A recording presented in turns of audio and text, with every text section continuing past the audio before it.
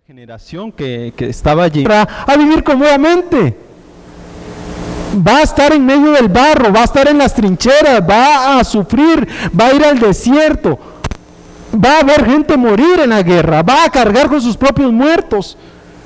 Y la idea es que nosotros tengamos ese mismo carácter valiente, no que salgamos corriendo, no que seamos un desertor de la guerra, sino que como guerreros de Jesucristo sepamos sufrir las penalidades que corresponden a la obra y al ministerio que Dios nos ha dado en nuestras manos. Por lo cual, también deberíamos pensar que la responsabilidad de un pastor, de un maestro, es ser alguien en quien sus ovejas encuentren refugio, para que no tengan que ir al mundo a buscar refugio en otros más. Pero también la iglesia debe ser sabia en escoger sus pastores, ¿verdad? No queremos que la iglesia sea pastoreada por alguien que es gobernado por el mundo y dejar el pacto de Dios. Porque de verdad, hermanos, el evangelio se ha prostituido tanto que hoy se predica el mundo en las iglesias y Cristo, nada. A ver, nos parece algo fuera de órbita decir una iglesia sin Cristo. Pero de verdad, si nosotros leemos Apocalipsis, como ya ustedes estuvieron leyendo, el capítulo 3, Dios está a la puerta y llama, está fuera de la iglesia. Porque muchas veces nosotros somos ese Elimelec que sacamos a Dios de nuestros planes, lo dejamos afuera por un momento y ya luego no lo volvemos a tomar. Nos acostumbramos tanto al andar de este mundo que ya luego no queremos volver a la santidad que corresponde al Señor. Es que nuestro corazón es tan pecaminoso que le abrimos la puerta y se acomodó. Eso fue lo que pasó con ellos. Iban solo unos meses, se quedaron 10 años, hasta que se murieron todos. Ya ¿qué vamos a hacer? ¿Ya muertos? Tengamos cuidado de no hacer alianzas y de no sujetar nuestro corazón al pecado, a los deleites terrenales y aferrarnos a lo que Dios odia. Tengamos cuidado, porque vivimos en una época donde llamamos a lo santo profano y a lo profano llamamos santo. Vivimos en una época donde lo que Dios aborrece, el mundo dice amén, y lo que Dios ama parece que el mundo aborrece. Y vamos a instituciones, a colegios, a universidades donde nos quieren enseñar hasta a aborrecer el mismo nombre de Jehová. Tengamos cuidado de que nuestro corazón no sea desviado por nuestros deleites personales. Tengamos cuidado de hacer alianzas con quien Dios nos ha dicho no hagan alianzas. Entonces la forma, hermanos, de sostenernos en medio de la crisis es agarrados de la teología, de la soberanía, de la misericordia de Dios. Porque si no lo hacemos así, en medio de la crisis vamos a seguir tomando malas decisiones. Y una mala decisión solo lleva a otra mala decisión. Elimelec murió, sus hijos se quedaron allí, aunque Ruth y Noemí estaban por allí. Noemí ahora no tenía parentesco, no tenía quien protegiera, sus hijos eran sus protectores, también ellos mueren después de tomar mujeres. Las mujeres que Dios le había dicho no tomarán, ellos se quedaron allí 10 años y se quedaron 10 años hasta su muerte.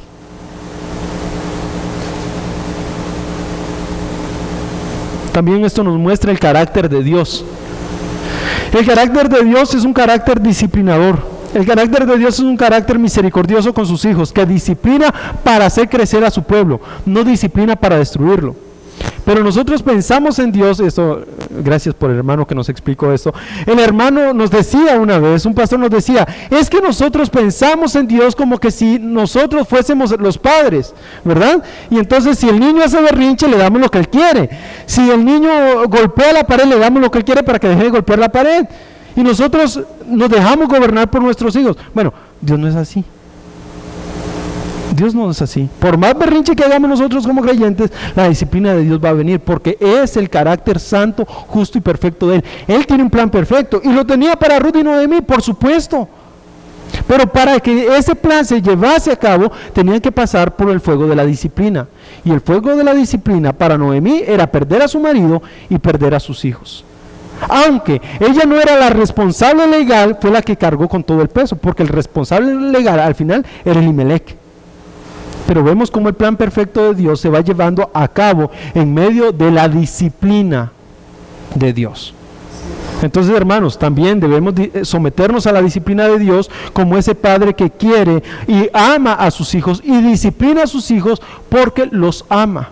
Y deberíamos aprender del carácter de Dios para que nosotros que somos hijos someternos a la disciplina de nuestros padres, y los que son padres aprender cómo disciplinar a sus hijos. Como hijos es difícil aceptar que nuestros padres tienen la razón, porque nuestro orgullo nos empuja a pensar, este viejo que sabe. Pero deberíamos aprender del carácter de Dios, que Dios lo hace para santificarnos, para hacernos crecer. Y los padres deberían tomar el ejemplo de Dios, cómo disciplina a sus hijos para llevarlos a un buen puerto. No nos niega el Señor la disciplina, al contrario, la da para que nuestra fe sea fortalecida, según Santiago. Habiendo pasado la prueba, nuestra fe, nuestra paciencia crecerá, de manera que vamos a ser más firmes en la fe.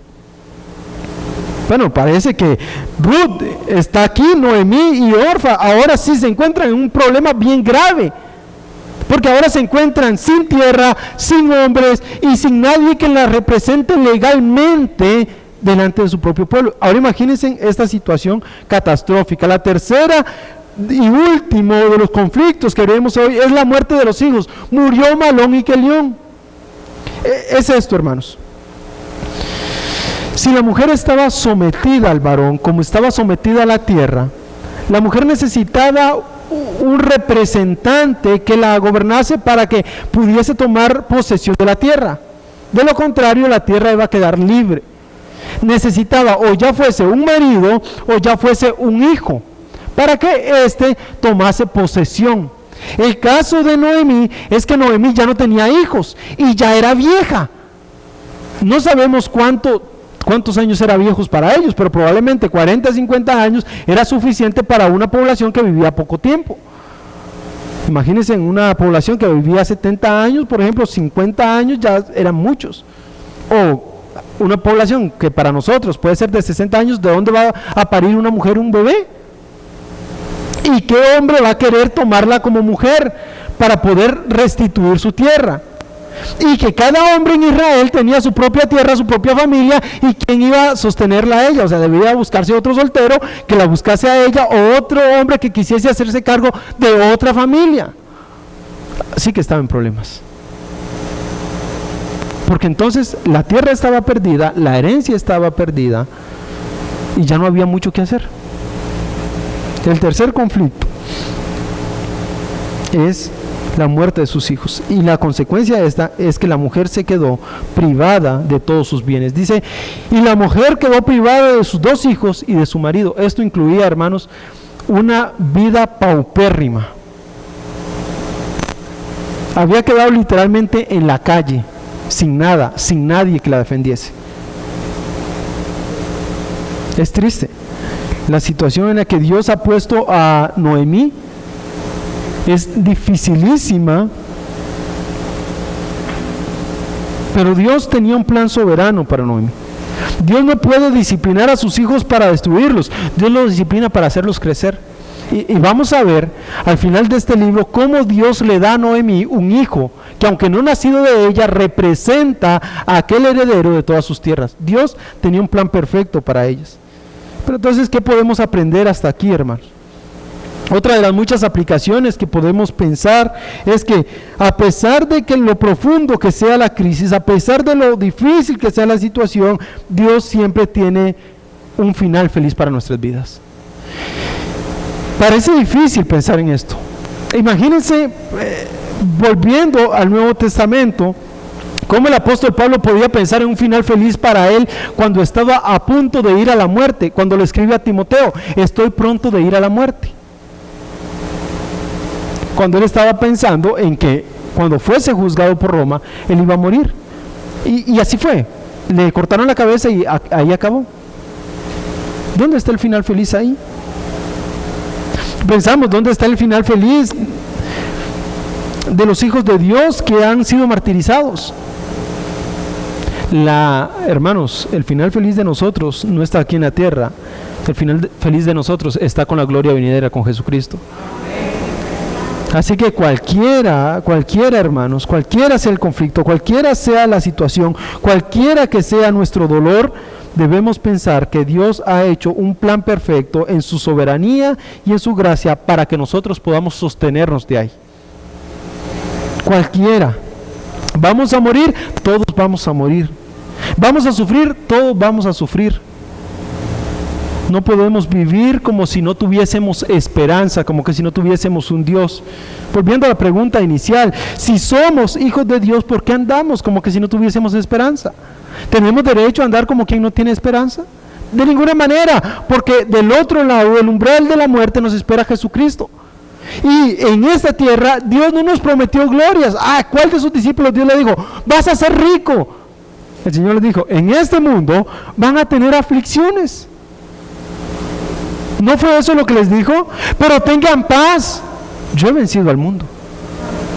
Y Pablo le dice a los filipenses, a ustedes les fue dado el don, la gracia, no solamente de ser salvos por Jesucristo, sino de padecer por su nombre. Y esto es un regalo de la gloria de Dios, padecer por su nombre. Entonces, ¿por qué el creyente no quiere padecer? Porque parece que seguimos aferrados a las glorias de esta tierra y queremos vivir como quien no tiene esperanza en los cielos. Hermanos, todo pasará, los cielos y la tierra pasará, pero las promesas de Dios nunca pasarán. Qué maravilloso es el nombre de Dios cuando pensamos en su salvación. Estaba yo una vez dolido porque el hermano donde yo vivía, el hijo le habían encontrado leucemia mieloide crónica.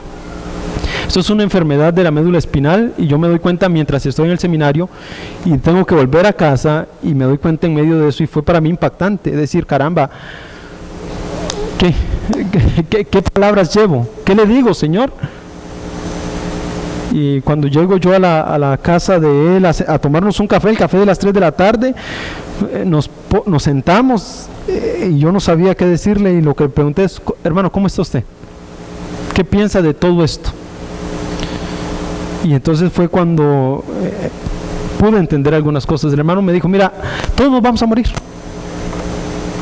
Yo, mi hijo, quien sea, es más, a mí mañana me puede llevar el Señor, es su soberanía.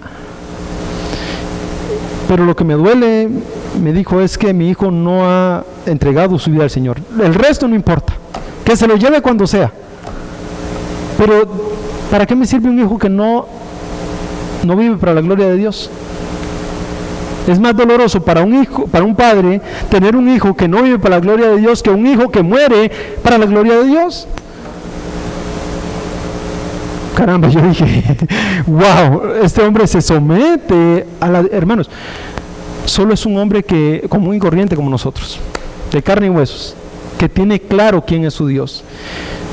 ¿Podemos vivir así, esperando eso? Sí, hay buenos hermanos que viven de esa manera. No es fácil decirlo, yo sé que no, y cuando lo enterramos lloramos todos juntos, sí. Pero la gloria de ese momento de disciplina que estaba llevando ese muchacho fue para que él conociese quién era Jehová. Y al final pudo, por la misericordia de Dios, reconocer que el que lo había sometido ahí era Jehová y entregar su vida. Hermanos, por más oscuro que parezca, Dios tenía un plan soberano tan hermoso, tan maravilloso como salvar un alma que siempre había desechado el nombre de Dios. Y muchas veces no queremos pasar por ese proceso, pero Dios tiene un plan perfecto. Y debemos aferrarnos a la soberanía de Dios. Les pongo este ejemplo porque es un ejemplo humano, que yo lo pude vivir para que pensemos, hermanos. Son personas que sufren como fueron los apóstoles, como fueron los profetas, como podemos ser usted y yo. Pero la diferencia es cómo tomamos la decisión, como Malón y Kelión, como Elimelech, o tomamos la decisión de seguir el pacto de Dios y vivir bajo la promesa divina. Hebreos capítulo 10, hermanos.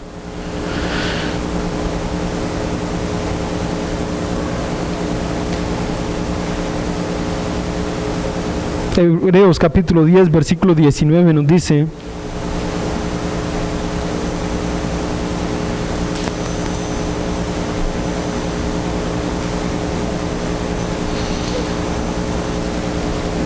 Hebreos 10:19. Entonces, hermanos, puesto que tenemos confianza para entrar en el lugar santísimo por la sangre de Jesús, por un camino nuevo y vivo que Él inauguró para nosotros por medio del velo, es decir, su carne, y puesto que tenemos un gran sacerdote sobre la casa de Dios, acerquémonos con corazón sincero, en plena certidumbre de fe, teniendo nuestro corazón purificado de mala conciencia y nuestro cuerpo lavado con agua pura. Mantengamos firme la profesión de nuestra esperanza sin vacilar, porque fiel es aquel que prometió. Considerémonos como estimularnos unos a otros al amor y a las buenas obras, no dejando de congregarnos como algunos tienen por costumbre, sino exhortándonos unos a otros, y mucho más al ver que el día se acerca. Hermanos, el pacto que nosotros tenemos no depende de nosotros, depende de la obra que Cristo hizo para que nosotros disfrutásemos de ella. Depende de nosotros, como dice Hebreos, si queremos entrar al lugar santísimo con confianza, pero ya está ahí para que nosotros estemos en la plena certidumbre y en la plena presencia de Dios, porque Él ha hecho ya la obra. Nosotros vivimos en lo que realmente es la casa de pan, lo que es tener la certidumbre de lo que Dios ha hecho para nuestra vida. Dios debe ser nuestro alimento, debe ser nuestra vida, nuestro andar, nuestro caminar, para que podamos tener y mantener firme la profesión de nuestra fe, hermanos. Caminar sin vacilar, sin tropezar, es decir, sin poner en tela de duda lo que Dios ha hecho. Porque el que lo ha hecho es fiel y Él es quien nos ha prometido lo que tenemos ahora. Por lo cual, hermanos, sometámonos a Él mucho más, pensando que el día se acerca. No olvidemos, hermanos, no olvidemos que Jesucristo va a venir por nosotros. Si un día olvidamos que Jesucristo viene por nosotros, es un día perdido, porque entonces no tendremos esperanza por la cual vivir. Un creyente que no sabe quién lo espera del otro lado del umbral de la muerte, de aquel que prometió que vendrá entre las nubes, es un creyente que no tiene esperanza por la cual vivir. ¿Por qué nosotros vivimos así, esperando a quien no hemos visto, amando a quien nos amó primero? ¿Por qué vivimos así? Porque Él es el que ha vencido y nos ha dado la victoria, y con Él viviremos por siempre. Hermanos, tengamos cuidado de no llenar nuestro cuerpo, nuestra carne, de los deleites carnales, y más bien deleitarnos en la presencia y en el pacto que Dios ha hecho para su gloria. Vivamos para gloria de aquel que todo lo merece. A Jesucristo sea el imperio. Oremos. Padre, rogamos por nuestras vidas, rogamos por nosotros, Señor, porque sabemos lo débiles que somos. Ayúdanos a someternos, Señor, a tu palabra, a tu voluntad, y a acercarnos a ti con corazones sinceros y honestos. Ayúdanos a mantener firme la profesión de nuestra fe, Señor, y no caer en la incredulidad. Crea en nosotros, Señor, un corazón que te espera, que te anhela, que te desea, que vive para tu gloria. Aumenta nuestra fe, oh Señor. Guíanos a toda verdad por medio de tu palabra. Señor, sé tú nuestra luz, nuestro andar, nuestro camino. Señor, porque por más oscuro que este sea el mundo, por más oscuro que esté en el camino, si tú eres la luz que alumbra, Señor, tendremos esperanza. Por más difícil, Señor, que sea el andar en esta tierra, si creemos en ti, tú nos ayudarás. Ayúdanos a aferrarnos a tu soberanía, a tu gracia, a tu misericordia, oh Señor, a tu pacto que has hecho con nosotros, Señor, que estableciste por la muerte y la resurrección de Jesucristo.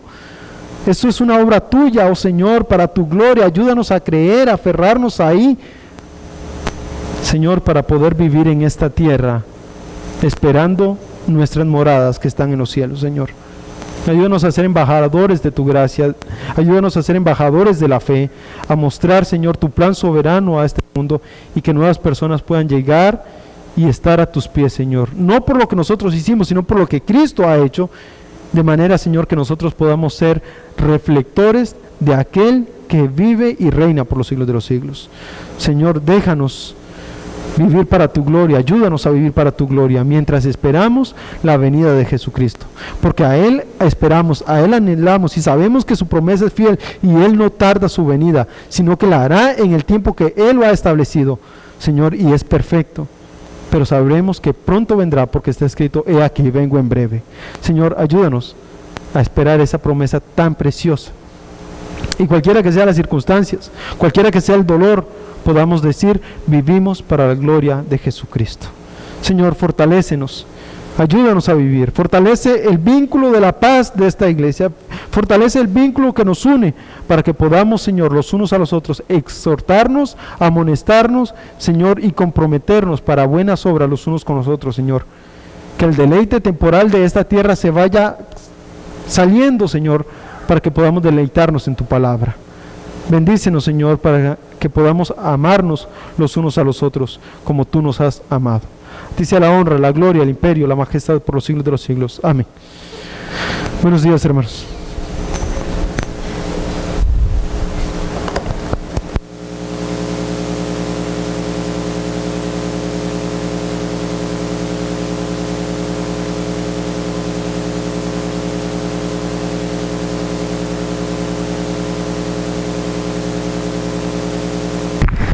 Gloria sea a Dios por su preciosa palabra, ¿verdad? Él sabe lo que necesitamos cada momento de la vida y nos lo va entregando. ¿Verdad que sí? Amén. Nos vamos conociendo de tal manera que uno sabe que muchas veces el Señor nos hace predicar lo que nosotros estamos necesitando. Me refiero a quien está predicando. Nos hace predicar lo que nosotros estamos precisamente necesitando. Gloria a Dios por eso. Muy bien, vamos a prepararnos para el tiempo de celebración de la Cena del Señor. Sabemos que es un tiempo donde traemos a la memoria la obra misericordiosa, magnífica, realizada por Cristo Jesús, mediante el cual nosotros hemos sido incluidos al pacto eterno en su gracia. Quiero pedirle que en estos momentos entremos en un tiempo de reflexión de cómo está nuestro caminar delante del Señor. Vamos a participar de la comunión de la cena, y es importante, como nos habla el libro de Corintios, que nosotros reflexionemos cómo está nuestro caminar delante del Señor, para que podamos entonces con gozo verdaderamente celebrar de la comunión. Es tiempo de que nos pongamos entonces a cuentas con el Señor. Vamos a orar unos momentos y quiero pedir que usted reflexione en estas cosas. Señor, hemos sido expuestos a tu preciosa palabra. Tú nos has hablado y gracias porque no nos dejas sin tu testimonio, sino que eres claro, eres directo, eres sencillo y entendido y entendible para nosotros. Agradecemos tanto, Señor, que tú nos recuerdes que el pacto eterno, el pacto que hiciste en tu propia sangre, que lo hiciste a través de presentar tu cuerpo, es un pacto que no depende de las circunstancias, de la abundancia, escasez, que no depende, Señor, de la situación de disciplina que podamos estar pasando, que se mantiene como el eje de nuestra esperanza. El cimiento, Señor, sigue siendo tu obra, lo que tú hiciste, tu propia persona. Y ahora, Señor, nosotros como iglesia queremos participar de este tiempo de comunión, pero necesitamos que tú, Señor, vengas a traer a nuestro corazón la certeza de esa comunión clara contigo. Mira, éramos los que inaugurábamos el colegio, y en realidad no era un colegio, era un potrero con 4 aulas que en realidad eran casas viejas, que era una escuela, que la escuela, sacamos de la escuela de ahí para meternos nosotros y al final era un enredo. La cuestión es que ahí estábamos nosotros, éramos 4 secciones y me correspondió estar en la sección 7.3. Para aquel entonces, 2006 creo, 2007, estábamos nosotros y éramos una sección ejemplar, solo habían 4, entonces era como la menos mala, no era como que éramos muy buenos. Entonces, recuerdo que como éramos un puño de niños encerrados en un potrero, hacíamos cuantas maldades se nos ocurrían hacer, ¿verdad? Y los profesores tenían que soportarnos porque no podían estar encima de 100 niños corriendo de arriba para abajo, no teníamos adultos más que nos dijeran maduren. Entonces nosotros íbamos madurando conforme iba pasando el tiempo, pero hacíamos diabluras. Un día el profesor de estudios sociales, bien enojado, entra a la sección 7.3 al aula y nos queda viendo hacia todos. Y nos hizo esta pregunta, una pregunta que nunca olvido. Nos dice: yo quiero que levante la mano, ¿quién de ustedes es estúpido? Y nosotros, claro, como niños, ¿verdad?, sentados así, calladitos. Nadie, lógicamente, a pesar de que hacíamos un montón de babosadas, nadie iba a levantar la mano. Era obvio que... Entonces, como el silencio, entonces dice el profesor: pero ¿por qué entonces, si no se consideran estúpidos, hacen tantas estupideces? Solo los estúpidos hacen estupideces, no se comporten como uno de ellos, ustedes son brillantes. Algún día van a ser el futuro de este país. Y bueno, y empezó aquel gran discurso del profesor. Esa pregunta, si no son estúpidos, ¿por qué se comportan estúpidamente? Me ha llevado a mí a pensar muchas cosas, y a veces pregunto: si yo no soy incrédulo, ¿por qué a veces me comporto como incrédulo? O dicho al revés, para que suene más cristiano, si yo digo ser de Cristo, ¿por qué me comporto como si fuese del diablo? El pecado que mora en nosotros hace muchas veces que pensemos y no analicemos la situación que nos rodea. Vea con nosotros, o conmigo, perdón, el libro de Jueces. El libro de Jueces, capítulo 21 y el versículo 25. Jueces, capítulo 21, versículo 25.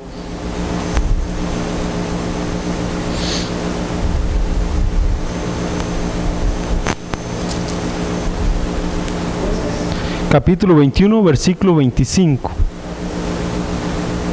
Dice así: en esos días no había rey en Israel. Cada uno hacía lo que le parecía bien ante sus propios ojos. En esos días no había rey en Israel, cada uno hacía lo que le parecía bien ante sus propios ojos. Pasemos la página. Ruth, capítulo 1. Solo pasemos la página. Ruth, capítulo 1.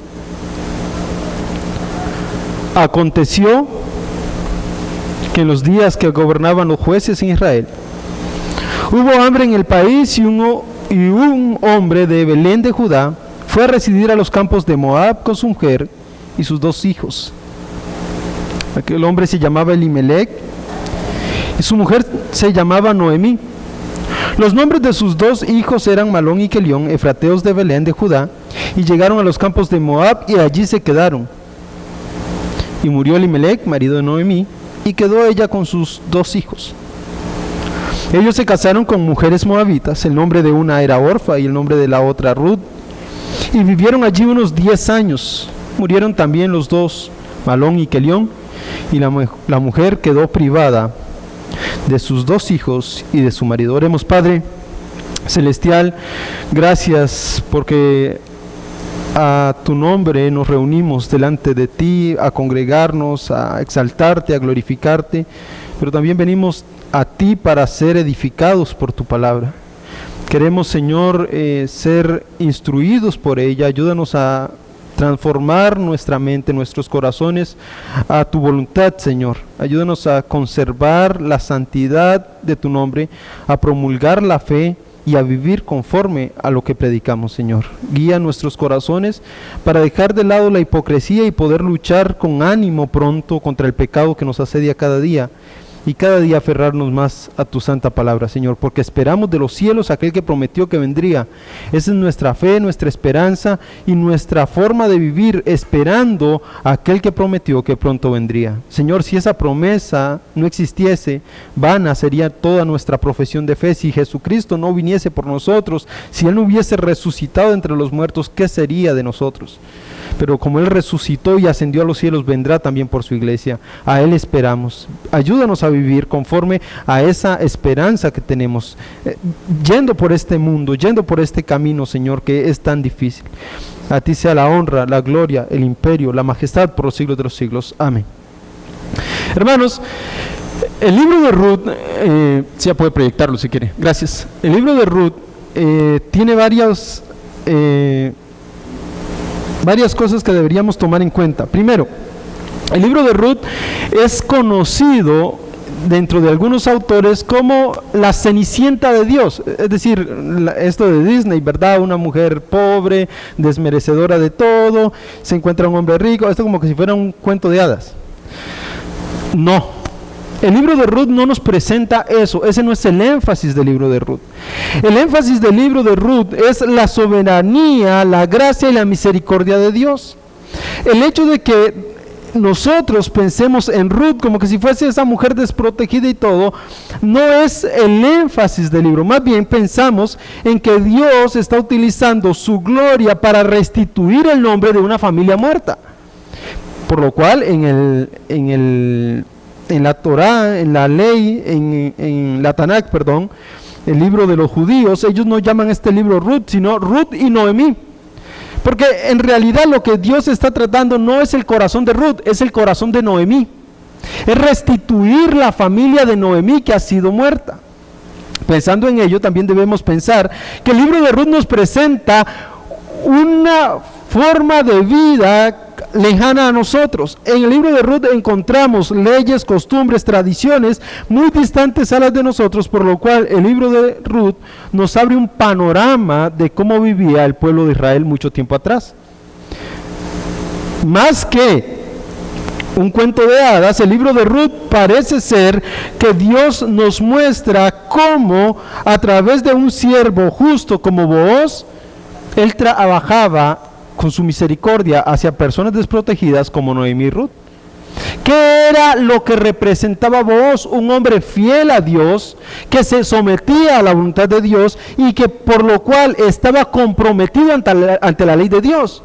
Entonces el libro de Ruth nos presenta el modelo de cómo someterse a la ley de Jehová. Un hombre modelo sometido a la ley de Jehová, más que un cuento de hadas. Claramente vemos la misericordia de Dios reflejada en Booz, no podemos desligarlo de eso también. Lo que quiero decirles, hermanos, es que en realidad no es un cuento de hadas. Al parecer es una transacción económica lo que vemos al final del libro.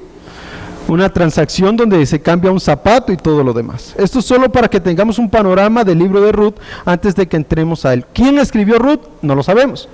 Algunos han dicho que ha sido Samuel. La respuesta es no. Por lo temporal del libro, se cree que no pudo ser Samuel. Otros han dicho que pudo ser una mujer, ya que el énfasis parece recaer sobre las mujeres, pero esto solo son especulaciones. No hay una base central para decir quién ha escrito este libro, por lo cual sabemos que el escritor es un autor desconocido y que el énfasis de este libro es mostrarnos, entre otras cosas, la descendencia o los padres del que habría de ser el rey David. Porque al final vemos que el libro se escribió mucho tiempo después de que esto aconteciese, hasta los tiempos del rey David. Entonces probablemente una de las razones por las cuales este libro se haya escrito es para traer a las crónicas del rey quién eran sus padres. Esa es una postura muy válida, la verdad es la que me parece a mí más correcta. Hay otras opciones, pero a mí la que más me parece correcta. Y el libro de Ruth se escribe en un tiempo, hermanos, donde, como hemos leído, cada quien hacía lo que bien le parecía a sus ojos. ¿Cuándo fue escrito? En el tiempo de los jueces. No sabemos si en el tiempo temprano o en el tiempo tardío de los jueces. No tenemos, hermanos, cómo ponerlo en una época clara. En realidad no podemos y sería especular. Lo que sí sabemos es que está en ese tiempo de los jueces. Por lo que dice el versículo 1, en el gobernar de los jueces o en el gobierno de los jueces. Sucede, hermanos, sucede un poco de introducción a este libro, y es que vamos a ver este mapa acá. Por aquí estaba Belén, esto es Belén y esto es Moab. Estos son los dos escenarios en los cuales este libro se desarrolla, en Belén y en Moab. Un poco de historia nada más. La Biblia se divide en dos grandes porciones. Si bien es cierto, se divide en varios pactos que vamos viendo a la luz del tiempo, cómo transcurren. Hoy tenemos la división entre el antiguo pacto y el nuevo pacto. Pero históricamente hablando, la Biblia se divide en dos grandes escenarios. Lo que se conoce como la prehistoria, que va de Génesis capítulo 1 a capítulo 10, y la historia que va del capítulo 11 en adelante, que es el pacto de Dios con Abraham, porque en realidad la iglesia es eso de en ti serán benditas todas las naciones de la tierra. Entonces, ahí hay una división teológica de la Biblia, la prehistoria y la historia que vivimos hasta el día de hoy. Ustedes van a encontrar del versículo 10, del capítulo 10 para atrás, la Torre de Babel, van a encontrar Noé y todo ello. Y Dios lo ha dejado para su gloria y para mostrarnos su misericordia. Y luego el pacto abrahámico de cómo Él va a trabajar con Israel, trabaja creando las tribus. Luego pasamos al tiempo de José, que José es llevado a Egipto y José se levanta y luego trae a todo Israel, a todos sus hermanos a la tierra de Gosén, a Egipto. Y una vez estando en Egipto, Dios envía a Moisés para que ser liberado este pueblo, y una vez liberado, pues Moisés se vuelve viejo y empieza a buscar un sucesor, y Dios le provee a Josué, y Josué es el sucesor y el que entra a la conquista. Debemos recordar que Moisés no entra a la tierra prometida. Pasado esos eventos, muere Josué y entra el tiempo del gobernar los jueces. ¿Qué pasa con esto? Cuando estaba Moisés en la tierra, parecía, o Moisés hacía la postura del gobernador de la tierra. Dios se comunicaba a través de Moisés, y Moisés era el que daba los estatutos, los mandamientos, y quien gobernaba toda la tierra. Dada la ley, Dios pretendía que cada israelita guardase esa ley en sus corazones y viviese por fe de una manera teocéntrica, que Dios fuese el centro de su vida, y entonces crear una nación teocrática, es decir, que Dios fuese el gobernador espiritualmente hablando, porque la ley iba a gobernar en los corazones del pueblo. Así es como Josué ingresa a la tierra, y así es como la tierra vive alrededor de unos 400 años en el tiempo de los jueces.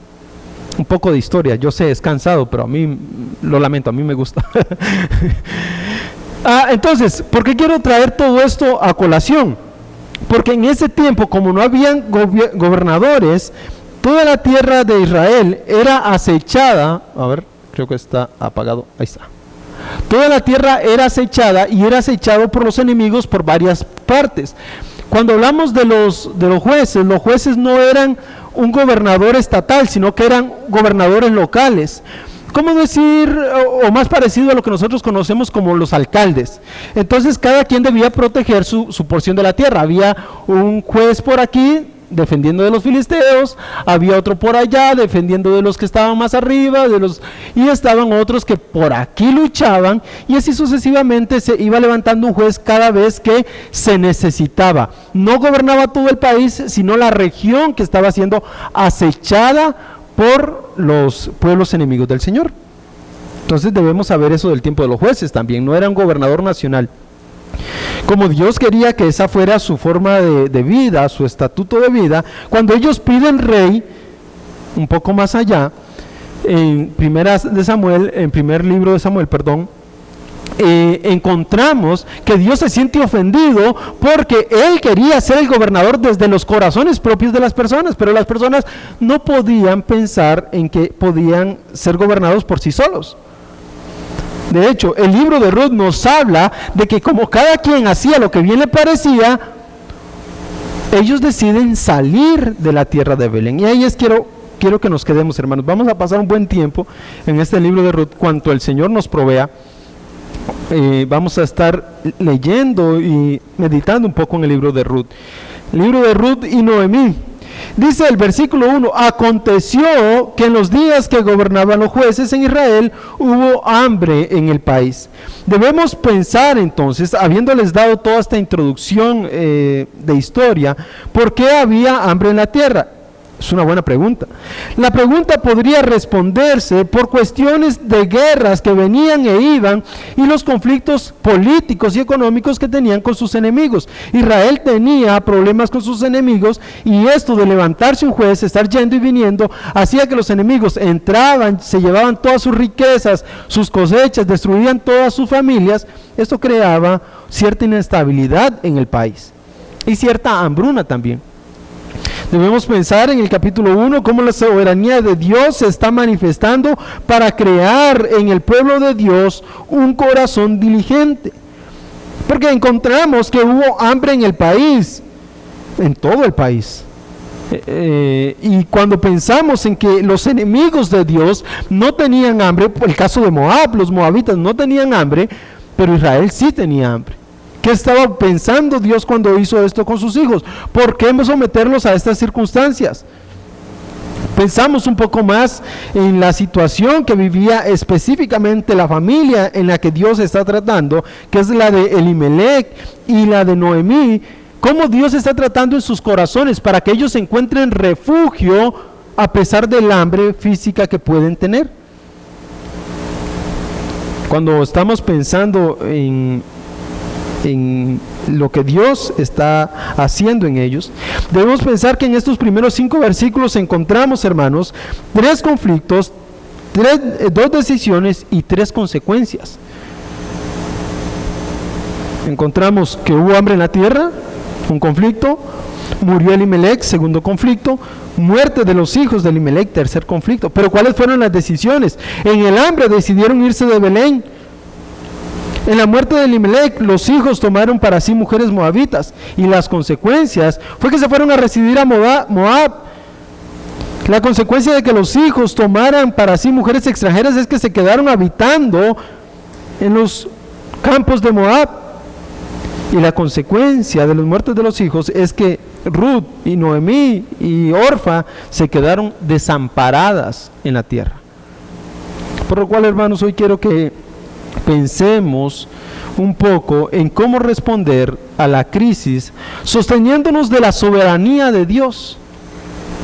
¿Cómo podemos responder a la crisis sosteniéndonos de la soberanía de Dios? Pensamos un poco en que había hambre en todo el país, pero si había hambre en todo el país significaba que las tierras que ellos tenían no valían de nada. Tenemos que pensar, hermanos, en una tierra agrícola. No debemos pensar en nuestro país, ¿verdad? Como Costa Rica, una ciudad, todo lo demás. No. Estamos pensando en campos agrícolas, en campos donde se ha perdido toda la cosecha. Debemos pensar en lugares donde dependen de la ganadería y de la agricultura. Y si la agricultura fracasa, fracasa la ganadería, porque los animales se mueren de hambre. Y entonces había esta hambruna en toda la tierra y ellos eran meramente agrícolas, agricultores. ¿Y qué hacían? Bueno, podemos hacer un contraste entre la decisión que ellos han tomado, pero ¿por qué tomar la decisión de abandonar el pacto de Dios? Cuando pensamos en cómo responder a la crisis sosteniéndonos de la soberanía de Dios, podemos pensar en que la forma de sobrevivir a la crisis es sosteniéndonos de las promesas del pacto de Dios. Porque Dios ha hecho un pacto con sus pueblos y en cada generación ha hecho un pacto, y este pacto es el que nos sostiene.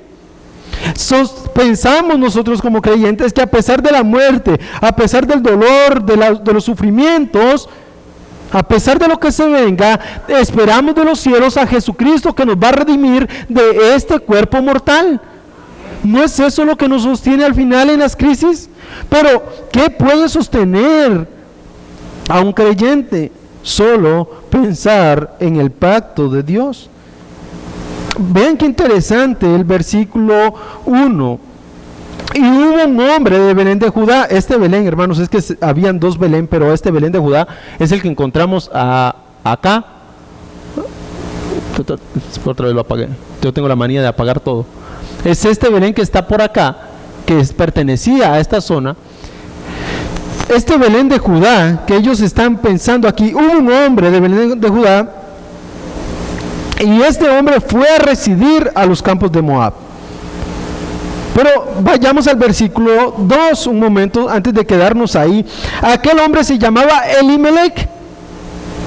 Elimelech es un nombre compuesto, hermanos. La expresión él hace mención al nombre soberano de Dios. De Elohim es una contracción de Dios, de Jehová, él. Y esta I que encontramos ahí significa mío o de mí. Y la expresión Melech es una forma hebrea de decir rey o gobernador. Entonces, este nombre significa Jehová es mi rey. Interesante esta expresión porque pensamos en que está Elimelech diciendo Jehová es mi rey, ese era su nombre, y el nombre de Noemí, que significa agradable. Alguien agradable. Malón significa algo débil o enfermizo, y Kelión algo acabado o consumido. Son los nombres que encontramos ahí. Sin embargo, parece ser que la escritura no le pone tanto sentido a los nombres de estas personas, porque Elimelech dice, sabiendo su nombre, Jehová es mi rey, dice, fue a residir a los campos de Moab con su mujer y con sus 2 hijos. Existe en los idiomas 2 formas de hablar de vivir en un lugar. Una cosa es vivir como residente y otra cosa es vivir como alguien natural. Parece ser que en los tiempos de hambre Elimelech decidió ir por una temporada a la cosecha a Moab.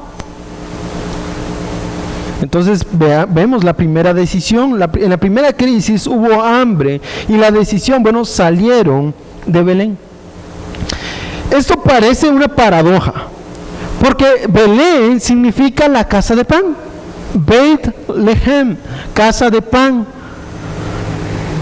Y si ellos vivían en la casa de pan, vivían bajo el pacto de Dios, porque había hambre en la tierra. Y aquí es donde muchos de los teólogos encuentran cierta discusión. ¿Era parte del juicio de Dios porque el pueblo se había apartado de la ley de Dios? ¿Era parte del juicio de Dios porque cada quien hacía lo que bien le parecía y no lo que Dios les había mandado que hiciesen? ¿Por eso había hambre en la tierra? ¿O era parte del plan soberano de Dios? Claramente era parte del plan soberano de Dios, pero ¿qué implicaciones tenía esta hambruna? Y este hombre, que su nombre significa Dios es mi rey, Jehová es mi rey, que vive en la casa de pan, en la tierra donde fluye leche y miel, decide paradójicamente irse a vivir a los campos de Moab.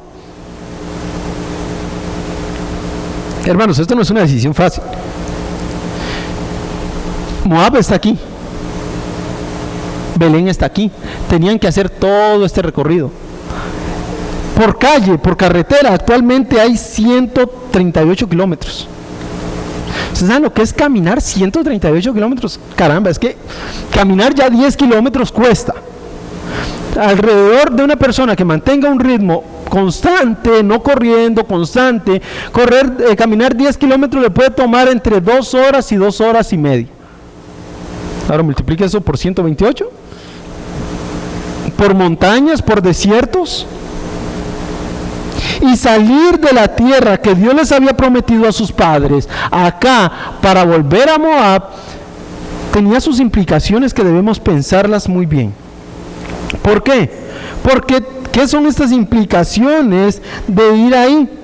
Tuvo que atravesar la desolada Jericó. Recordamos que Israel había conquistado en los tiempos de Jericó. Dios había destruido a Jericó por medio de su poder y ellos tuvieron que volver a pasar por Jericó.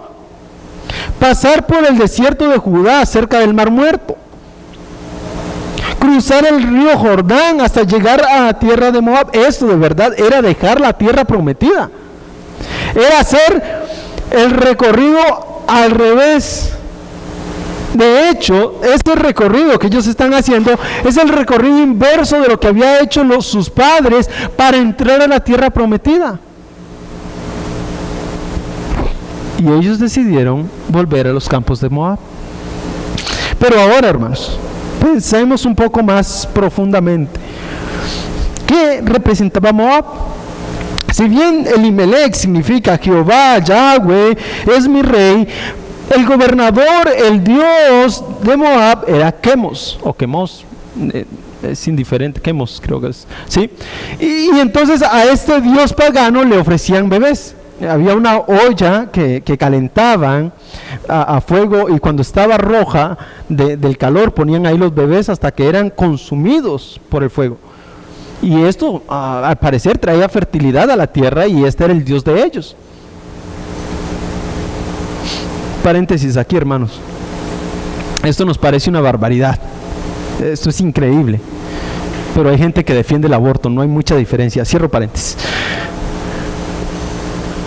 Este Dios pagano, a quien sacrificaban hijos, niños, bebés,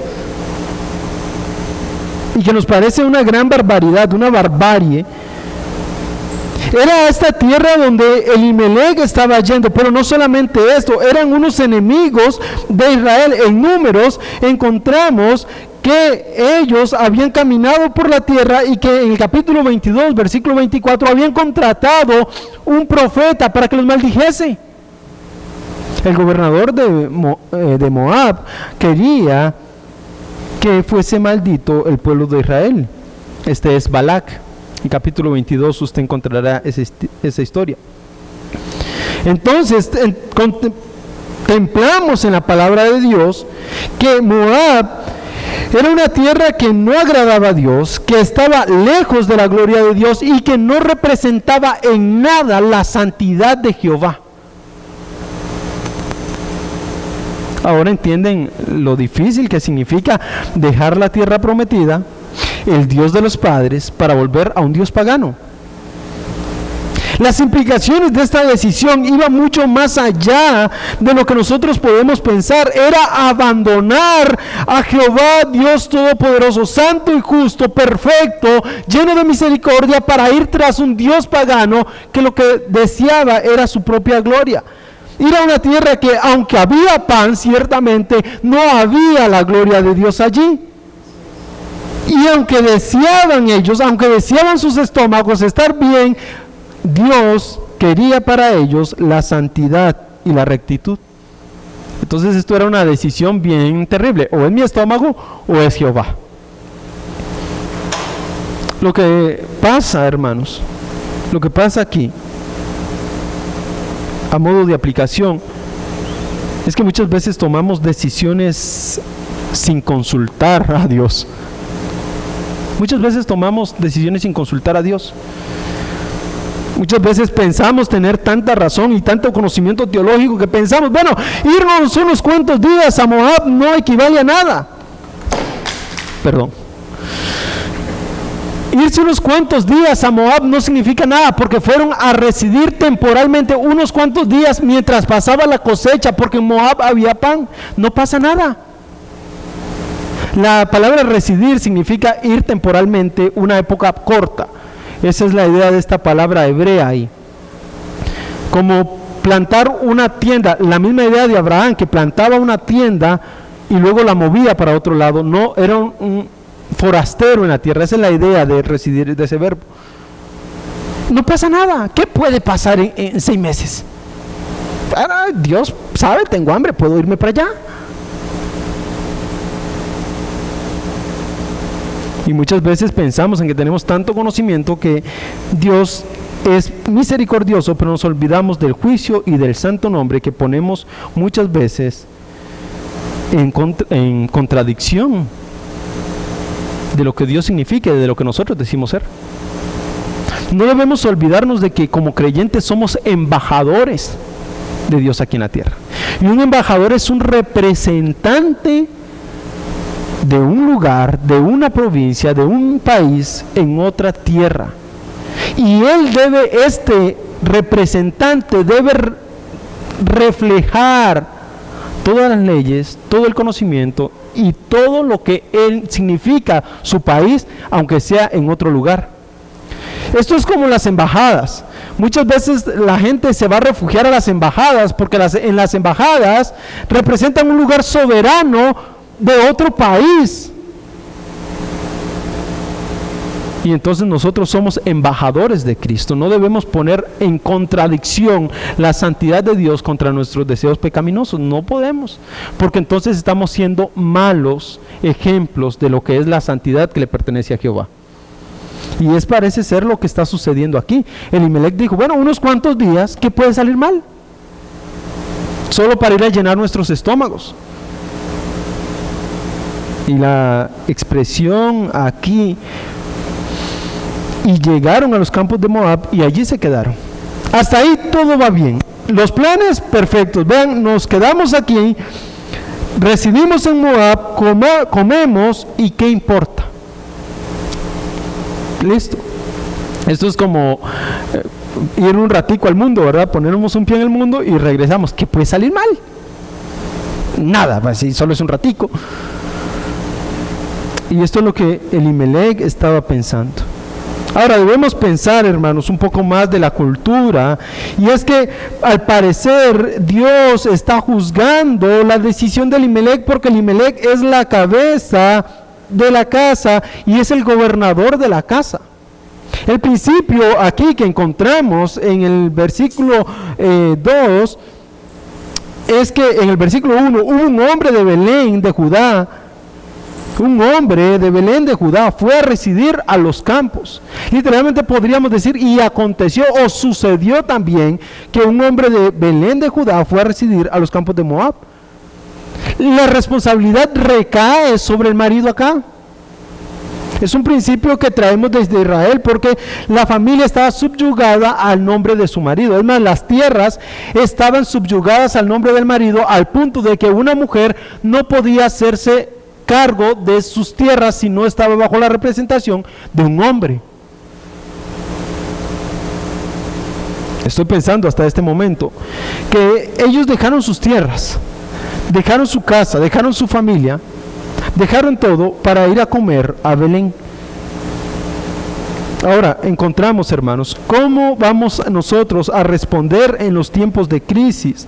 Cómo un creyente puede responder a los tiempos de crisis sosteniéndose en la soberanía de Dios. Booz, por ejemplo, Booz es el otro caso totalmente diferente. Si había tanta hambre en la tierra, ¿por qué tantas familias se quedaron ahí?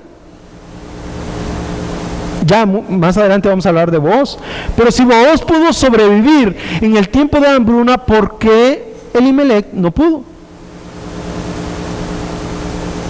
Muchas veces en los tiempos de crisis, hermanos, está la tentación de que no queremos someternos al proceso de Dios. Los procesos de Dios son difíciles. Las crisis que podemos vivir como creyentes nos hacen llorar, nos hacen doblegarnos, nos hacen desear cosas que están lejos de nosotros. Eso hacen las crisis en nuestros corazones. Pero estamos entendiendo que Dios está trabajando en nuestras vidas para su gloria y que quiere que seamos embajadores de Él. ¿Hay ese pensamiento en nuestros corazones en medio de las crisis? Porque podríamos preguntarle a Booz qué piensa de Elimelec, y Elimelec pensando, ¿qué piensas tú, Booz, de esta situación que estamos viviendo? Podríamos pensar cómo nos aferramos a la soberanía de Dios en medio del dolor, en medio de las circunstancias, como lo hemos visto anteriormente en los Salmos. Cómo nos sostenemos de la promesa divina de que Dios es nuestro sustentador a pesar de la circunstancia tan difícil que hay. ¿Cómo nos sostenemos a la promesa divina que pasado este umbral de dolor que se llama vida, tendremos un umbral de gloria en los pies de Jesucristo? ¿Cómo aferrarnos a esa promesa? La verdad es que solo podemos estar pensando en ello a medida que nos llenemos del conocimiento de Jehová. Y al parecer a Elimelec su nombre le quedó corto, porque a pesar de que sabía lo que teológicamente significaba su nombre, vivía totalmente aparte.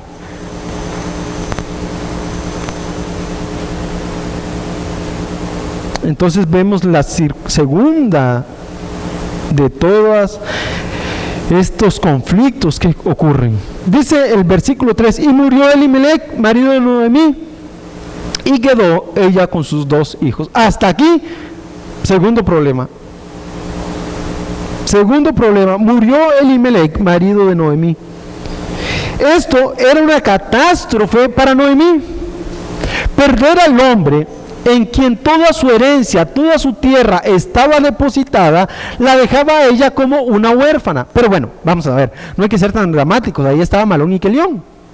Debido a que el marido muere, Malón y Kelión podían tomar el lugar de su padre y ellos aferrarse a la tierra, cosechar la tierra y volverse otra vez productivos en la tierra de Israel.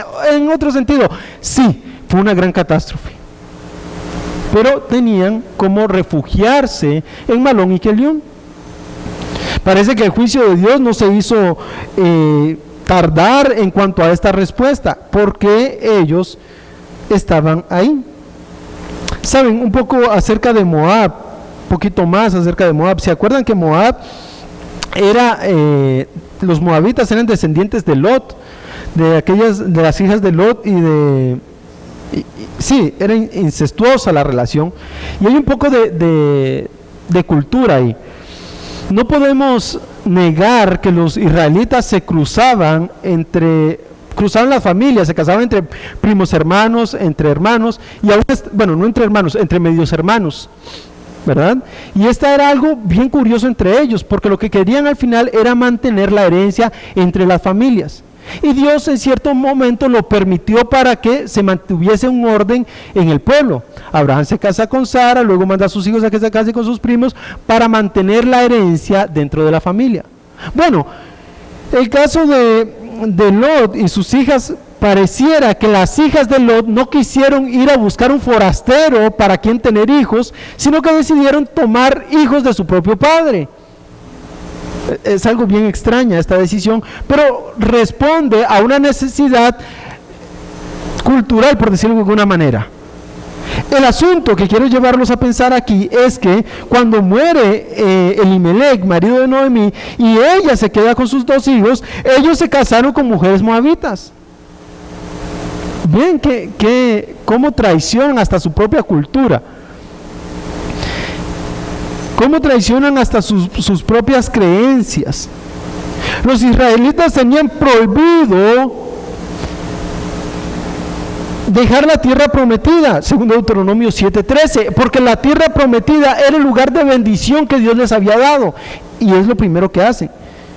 Deuteronomio 15:4, 28:8 y 30:16, el Señor les prohíbe dejar la tierra, porque ahí es donde Él se va a mostrar, ahí es donde va a estar la plenitud de su gloria, y ahí es donde Él quiere que esté su pueblo elegido.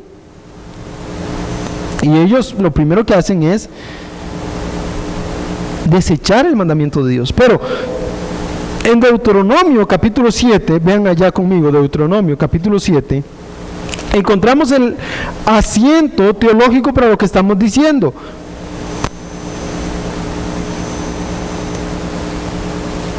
Veamos todo el capítulo 7, vamos a ver solo 5 versículos. Cuando el Señor tu Dios te haya introducido en la tierra donde vas a entrar para poseerla, y haya echado de delante de ti a muchas naciones, es decir, la obra de Dios va a ser darle la tierra y sacar a las naciones. Esto es la obra de Dios. ¿A quién va a echar? A los hititas, gergeseos, los amorreos, los cananeos, los fereceos, los heveos, los jebuseos, 7 naciones más grandes y más poderosas que tú, le dice, pero yo me voy a encargar de echarlas.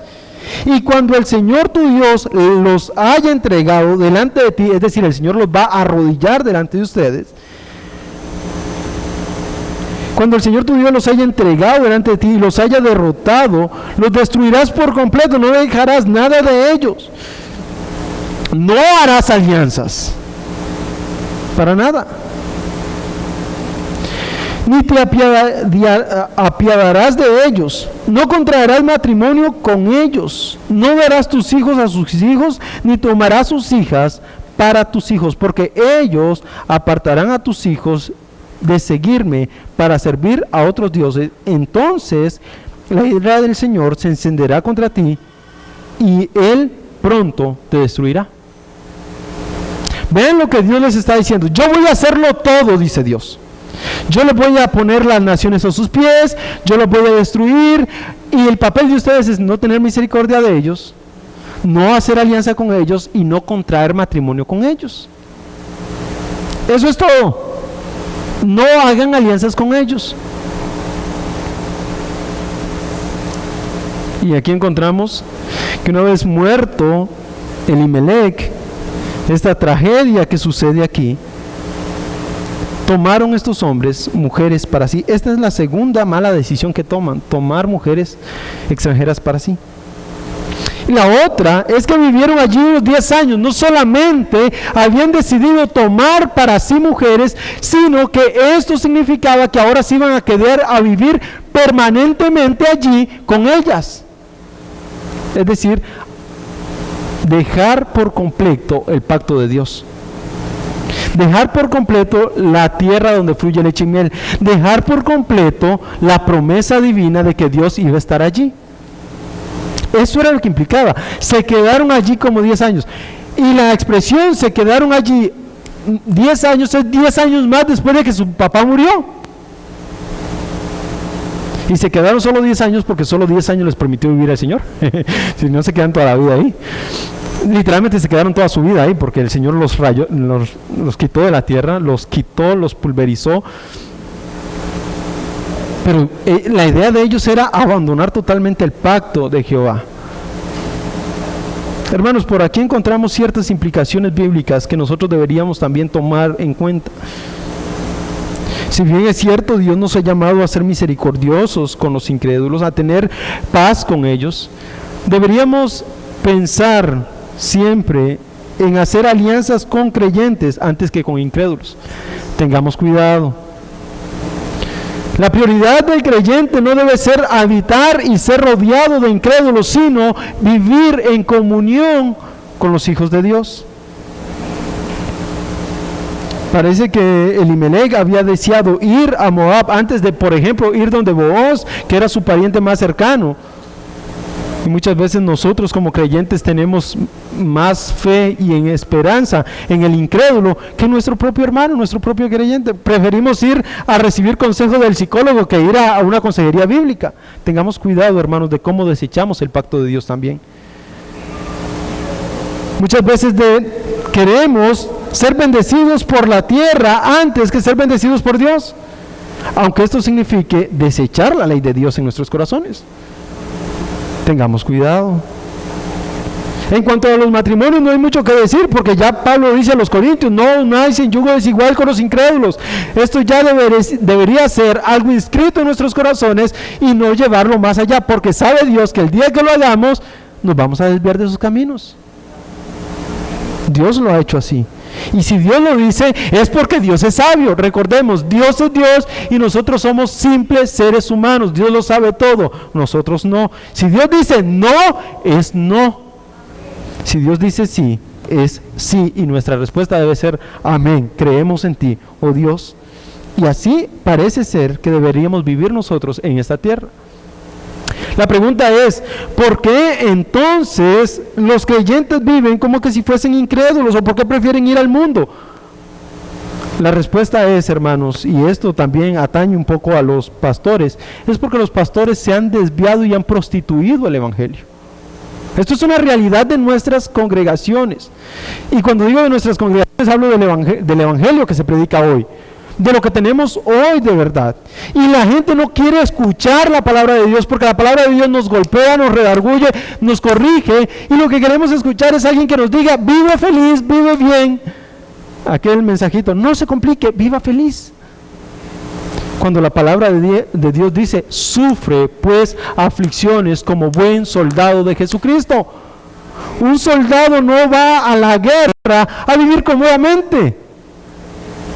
Va a estar en medio del barro, va a estar en las trincheras, va a sufrir, va a ir al desierto, va a ver gente morir en la guerra, va a cargar con sus propios muertos. Y la idea es que nosotros tengamos ese mismo carácter valiente, no que salgamos corriendo, no que seamos un desertor de la guerra, sino que como guerreros de Jesucristo sepamos sufrir las penalidades que corresponden a la obra y al ministerio que Dios nos ha dado en nuestras manos. Por lo cual, también deberíamos pensar que la responsabilidad de un pastor, de un maestro, es ser alguien en quien sus ovejas encuentren refugio, para que no tengan que ir al mundo a buscar refugio en otros más. Pero también la iglesia debe ser sabia en escoger sus pastores, ¿verdad? No queremos que la iglesia sea pastoreada por alguien que es gobernado por el mundo y dejar el pacto de Dios.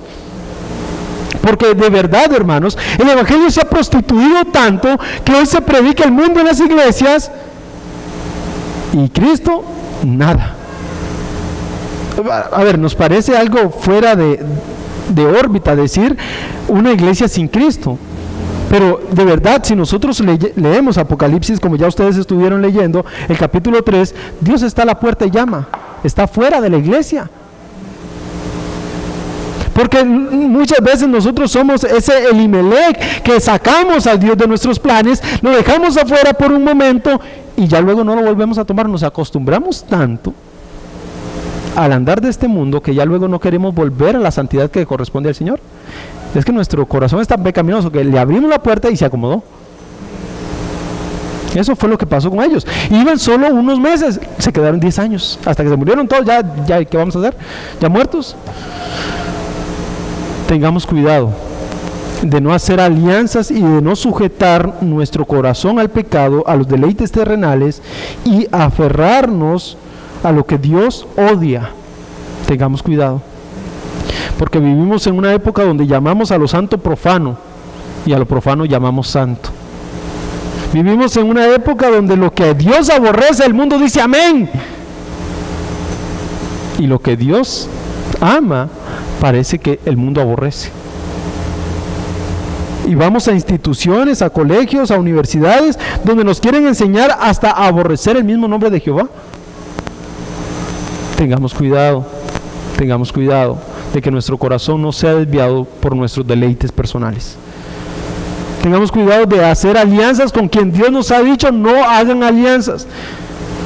Entonces la forma, hermanos, de sostenernos en medio de la crisis es agarrados de la teología, de la soberanía, de la misericordia de Dios. Porque si no lo hacemos así, en medio de la crisis vamos a seguir tomando malas decisiones. Y una mala decisión solo lleva a otra mala decisión. Elimelec murió, sus hijos se quedaron allí, aunque Ruth y Noemí estaban por allí. Noemí ahora no tenía parentesco, no tenía quien protegiera, sus hijos eran sus protectores, también ellos mueren después de tomar mujeres. Las mujeres que Dios le había dicho no tomarán, ellos se quedaron allí 10 años y se quedaron 10 años hasta su muerte.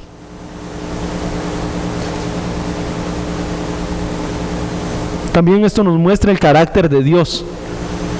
El carácter de Dios es un carácter disciplinador.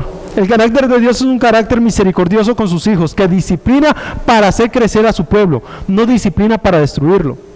Pero nosotros pensamos en Dios, esto, gracias por el hermano que nos explicó esto. El hermano nos decía una vez, un pastor nos decía, es que nosotros pensamos en Dios como que si nosotros fuésemos los padres, ¿verdad? Y entonces si el niño hace berrinche, le damos lo que él quiere. Si el niño golpea la pared, le damos lo que él quiere para que deje de golpear la pared. Y nosotros nos dejamos gobernar por nuestros hijos. Bueno, Dios no es así. Dios no es así. Por más berrinche que hagamos nosotros como creyentes, la disciplina de Dios va a venir, porque es el carácter santo, justo y perfecto de Él. Él tiene un plan perfecto, y lo tenía para Ruth y Noemí, por supuesto. Pero para que ese plan se llevase a cabo, tenían que pasar por el fuego de la disciplina. Y el fuego de la disciplina para Noemí era perder a su marido y perder a sus hijos. Aunque ella no era la responsable legal, fue la que cargó con todo el peso, porque el responsable legal al final era Elimelec. Pero vemos cómo el plan perfecto de Dios se va llevando a cabo en medio de la disciplina de Dios. Entonces, hermanos, también debemos someternos a la disciplina de Dios como ese padre que quiere y ama a sus hijos y disciplina a sus hijos porque los ama. Y deberíamos aprender del carácter de Dios para que nosotros que somos hijos someternos a la disciplina de nuestros padres, y los que son padres aprender cómo disciplinar a sus hijos. Como hijos es difícil aceptar que nuestros padres tienen la razón, porque nuestro orgullo nos empuja a pensar, este viejo que sabe. Pero deberíamos aprender del carácter de Dios, que Dios lo hace para santificarnos, para hacernos crecer. Y los padres deberían tomar el ejemplo de Dios, cómo disciplina a sus hijos, para llevarlos a un buen puerto. No nos niega el Señor la disciplina, al contrario, la da para que nuestra fe sea fortalecida, según Santiago. Habiendo pasado la prueba, nuestra fe nuestra paciencia crecerá de manera que vamos a ser más firmes en la fe. Bueno, parece que Ruth está aquí, Noemí y Orfa, ahora sí se encuentran en un problema bien grave, porque ahora se encuentran sin tierra, sin hombres y sin nadie que la represente legalmente delante de su propio pueblo. Ahora imagínense esta situación catastrófica. La tercera y último de los conflictos que vemos hoy es la muerte de los hijos. Murió Malón y Kelión. Es esto, hermanos. Si la mujer estaba sometida al varón, como estaba sometida a la tierra, la mujer necesitaba un representante que la gobernase para que pudiese tomar posesión de la tierra. De lo contrario, la tierra iba a quedar libre. Necesitaba o ya fuese un marido o ya fuese un hijo para que éste tomase posesión. El caso de Noemí es que Noemí ya no tenía hijos y ya era vieja.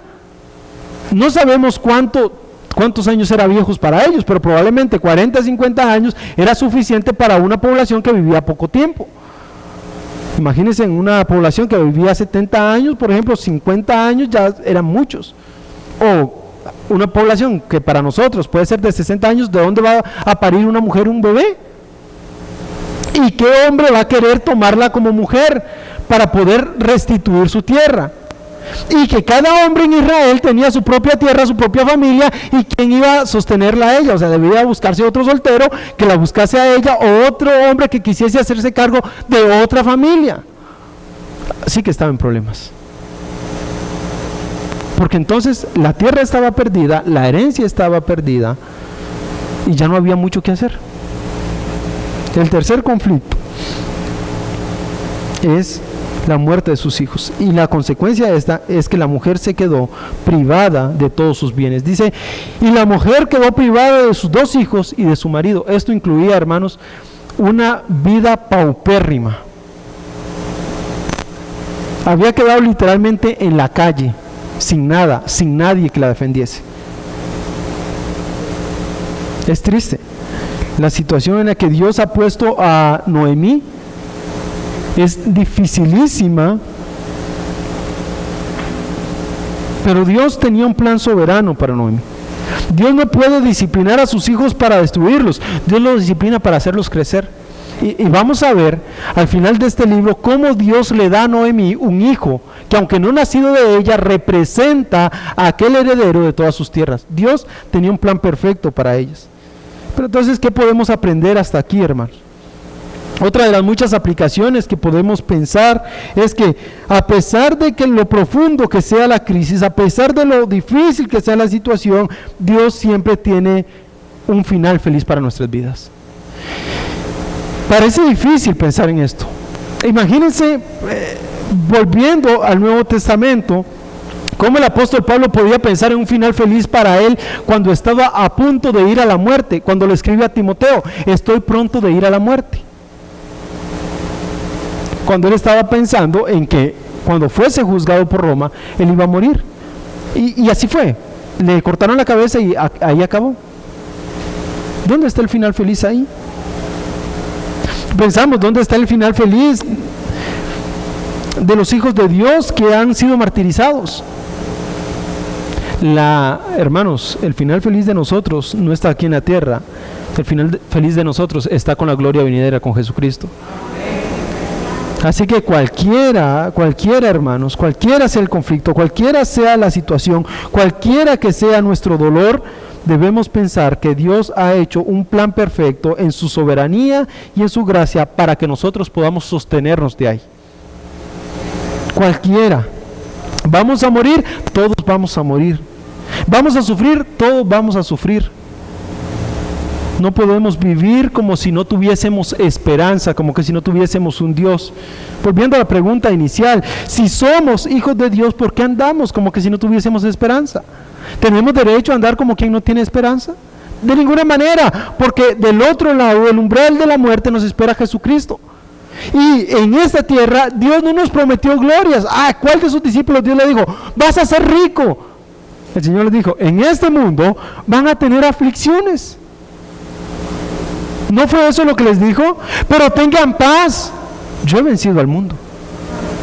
Y Pablo le dice a los filipenses, a ustedes les fue dado el don, la gracia, no solamente de ser salvos por Jesucristo, sino de padecer por su nombre. Y esto es un regalo de la gloria de Dios, padecer por su nombre. Entonces, ¿por qué el creyente no quiere padecer?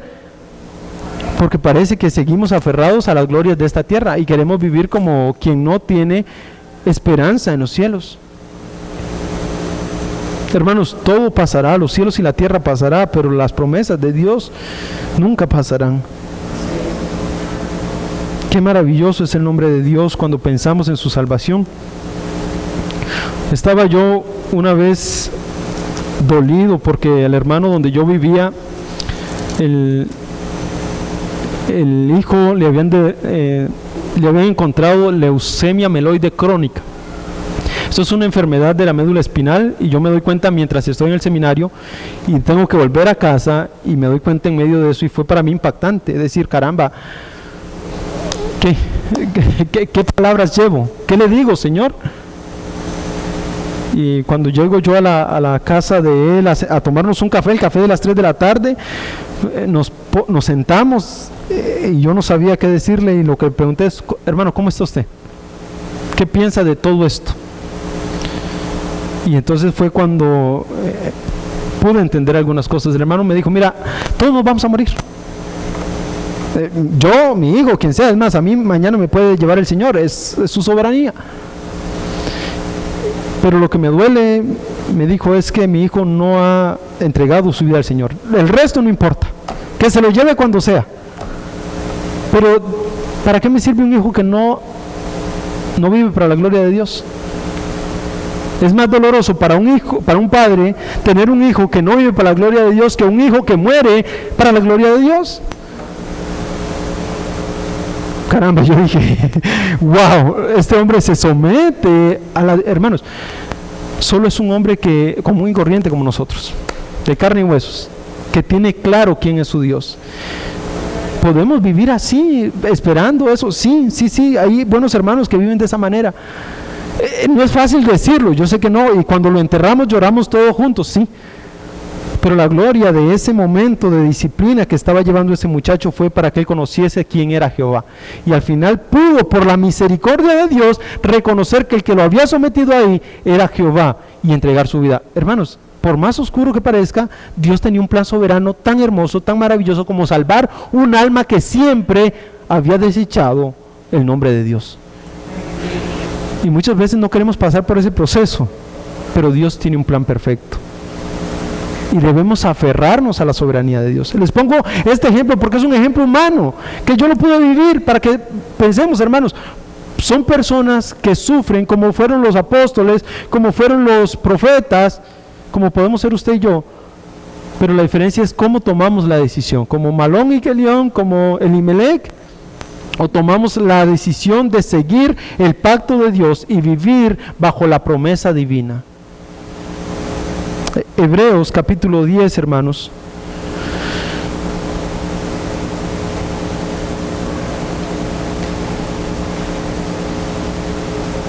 Hebreos capítulo 10, versículo 19 nos dice: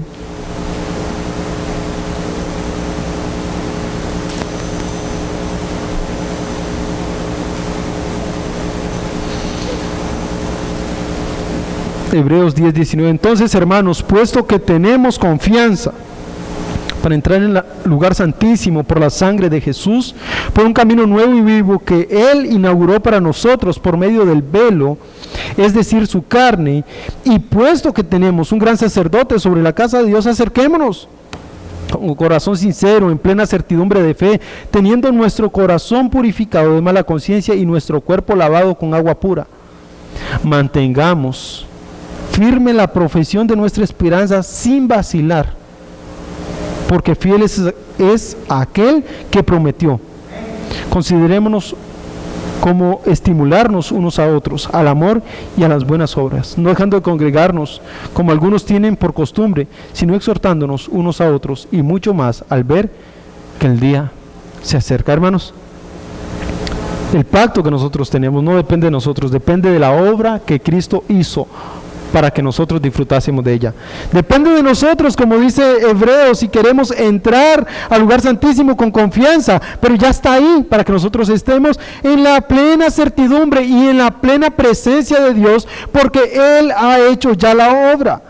Nosotros vivimos en lo que realmente es la casa de pan, lo que es tener la certidumbre de lo que Dios ha hecho para nuestra vida. Dios debe ser nuestro alimento, debe ser nuestra vida, nuestro andar, nuestro caminar, para que podamos tener y mantener firme la profesión de nuestra fe, hermanos. Caminar sin vacilar, sin tropezar, es decir, sin poner en tela de duda lo que Dios ha hecho. Porque el que lo ha hecho es fiel y Él es quien nos ha prometido lo que tenemos ahora. Por lo cual, hermanos, sometámonos a Él mucho más, pensando que el día se acerca. No olvidemos, hermanos, no olvidemos que Jesucristo va a venir por nosotros. Si un día olvidamos que Jesucristo viene por nosotros, es un día perdido, porque entonces no tendremos esperanza por la cual vivir.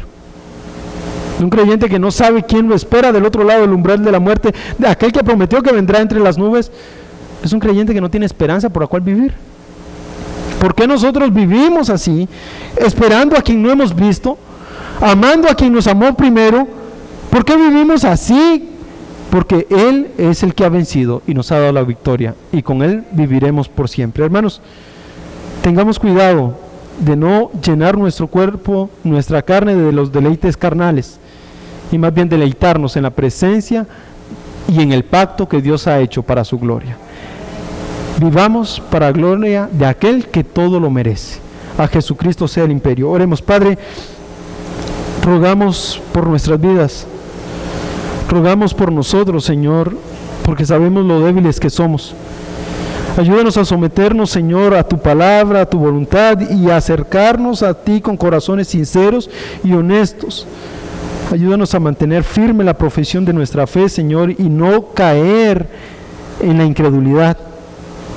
Crea en nosotros, Señor, un corazón que te espera, que te anhela, que te desea, que vive para tu gloria. Aumenta nuestra fe, oh Señor. Guíanos a toda verdad por medio de tu palabra. Señor, sé tú nuestra luz, nuestro andar, nuestro camino. Señor, porque por más oscuro que este sea el mundo, por más oscuro que esté en el camino, si tú eres la luz que alumbra, Señor, tendremos esperanza. Por más difícil, Señor, que sea el andar en esta tierra, si creemos en ti, tú nos ayudarás. Ayúdanos a aferrarnos a tu soberanía, a tu gracia, a tu misericordia, oh Señor, a tu pacto que has hecho con nosotros, Señor, que estableciste por la muerte y la resurrección de Jesucristo. Eso es una obra tuya, oh Señor, para tu gloria. Ayúdanos a creer, a aferrarnos ahí, Señor, para poder vivir en esta tierra, esperando nuestras moradas que están en los cielos, Señor. Ayúdanos a ser embajadores de tu gracia, ayúdanos a ser embajadores de la fe, a mostrar, Señor, tu plan soberano a este mundo, y que nuevas personas puedan llegar y estar a tus pies, Señor. No por lo que nosotros hicimos, sino por lo que Cristo ha hecho, de manera, Señor, que nosotros podamos ser reflectores de aquel que vive y reina por los siglos de los siglos.